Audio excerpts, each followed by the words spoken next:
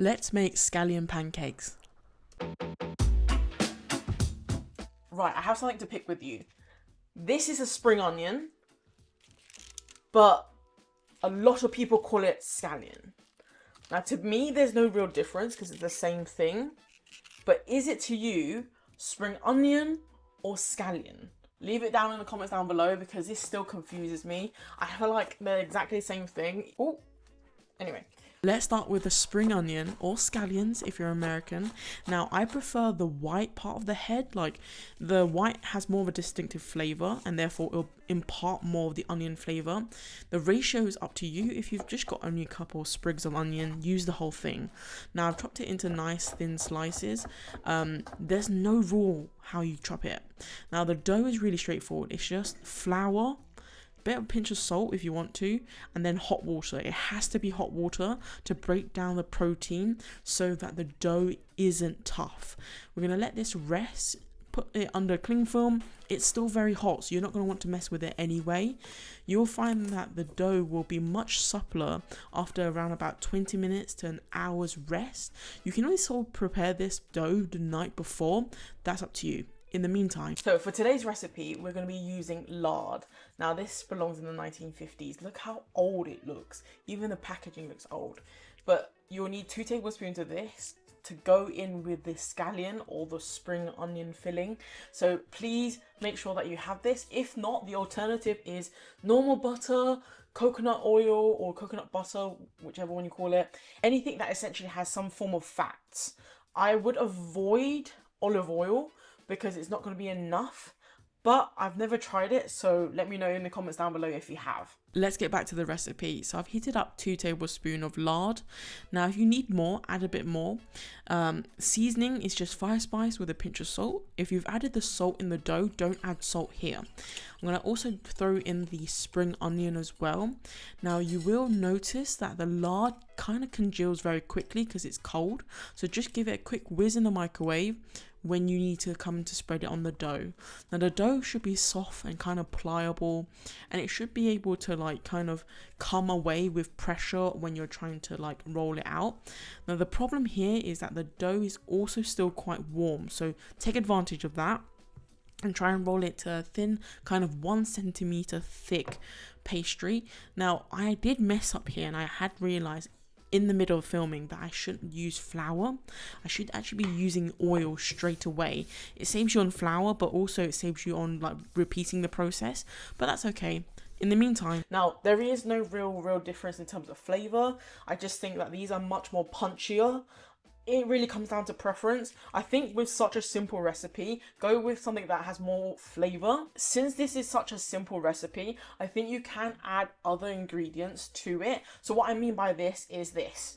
So traditionally, because it's such a simple recipe, the only ingredient that goes in with the actual spring onion or scallions is some form of fat, like a lard or butter, and 5 spice. Now, 5 spice is quite punchy in itself, and it is quite like a loud spice compared to many. But if you wanted a change in terms of like adding your own flair, I would also recommend some form of like paprika powder or chili powder.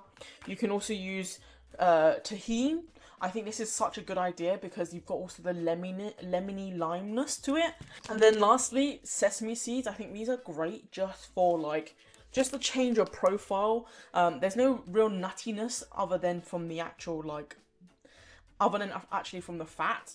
So adding this is a good idea. You can also do peanuts. I didn't think to bring this up until now, but that's a really good idea. Let's get back to the important stuff.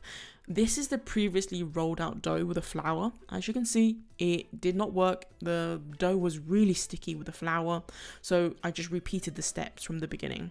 Now, it doesn't impact the end result, so if you do make a mistake, don't worry, just roll it out again.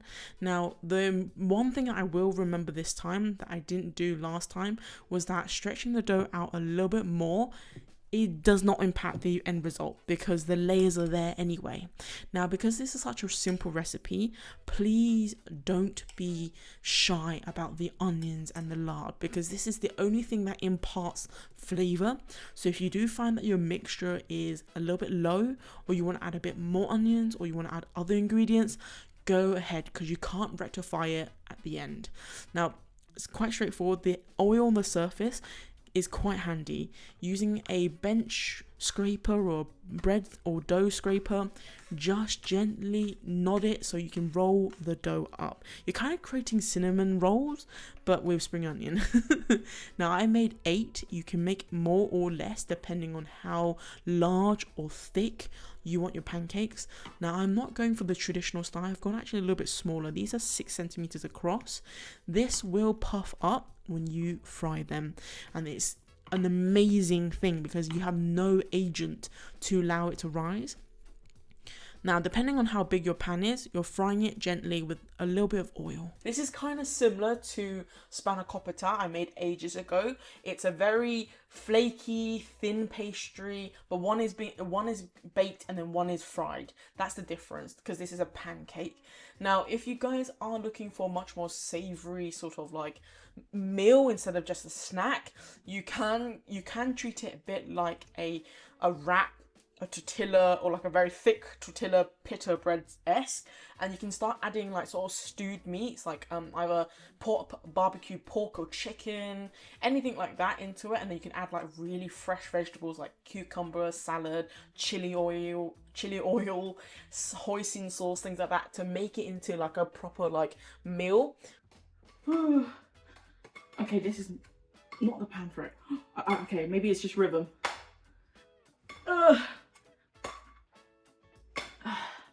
Can I get that? Okay, ready? Now, I hope you're impressed by my pan flipping, because I wasn't very good at all. But what foodie would I be if I did not try these out fresh out the pan, burning all the digits? Now, this is perfect with sriracha, but I'll show you a sauce that I use later on. Now, the ideal sort of like cook level would be to basically find leopard prints on your pancake. You want it just a little bit more than golden brown, because these are already pale pancakes and they are very, very, very good even if you overcook them. You can't really do that, but I'm just warning you now. Now, what you should hear is that they slightly flake away with a little pressure. I'm just gonna plate this up with my like sort of ideal sauce. You can make up the sauce on your own. It doesn't matter. It just has to be slightly salty. I've got soy sauce, sriracha, a little bit of sesame seeds and sesame oil and spring onions. Because what better way to end this with a bit more spring onions? Is literally the name of the recipe. As if there's not enough spring onions in this thing already. Okay, so the kitchen is 100 degrees right now because I've got the pan frying the pancakes for such a long time. But I'm excited to present you the pancakes because they look so awesome. Don't know if you guys can tell. I might do an overshot, but they're crispy. I've topped it with extra spring onions because how can you go wrong with it? I also added a sauce with it.